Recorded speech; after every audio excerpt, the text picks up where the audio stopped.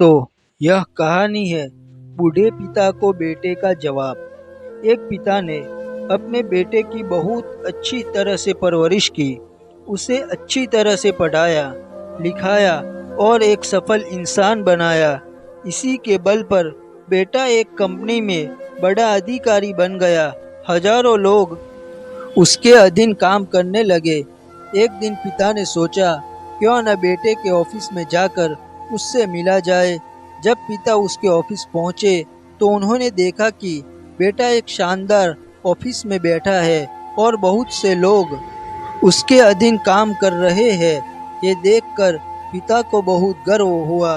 पिता अपने बेटे के चैम्बर में गए और पीछे जाकर उसके कंधे पर हाथ रखकर खड़े हो गए।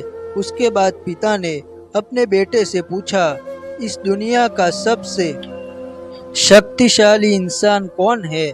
बेटे ने पिता को बड़े प्यार से हंसते हुए कहा, मेरे अलावा कौन हो सकता है पिताजी। पिता को इस जवाब की आशा नहीं थी। उसे विश्वास था कि उसका बेटा गर्व से कहेगा, पिताजी, इस दुनिया का सबसे शक्तिशाली इंसान आप हैं, जिन्होंने मुझे इतना योग्य बनाया। बेटे का जवाब सुनकर पिता की आंखें भर आई।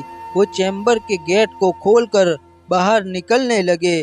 उन्होंने एक बार फिर पीछे मुड़कर पुनः बेटे से पूछा, एक बार फिर बताओ, इस दुनिया का सबसे शक्तिशाली इंसान कौन है?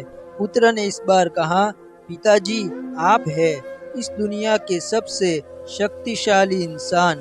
पिता ये सुनकर आश्चर्यचकित हो गए। उन्होंने कहा, अभी तो तुम अपने आप को इस दुनिया का सबसे शक्तिशाली इंसान बता रहे थे, अब तुम मुझे बता रहे हो। बेटे ने हंसते हुए उन्हें अपने सामने बिठाते हुए कहा, पिताजी, उस समय आपका हाथ मेरे कंधे पर था।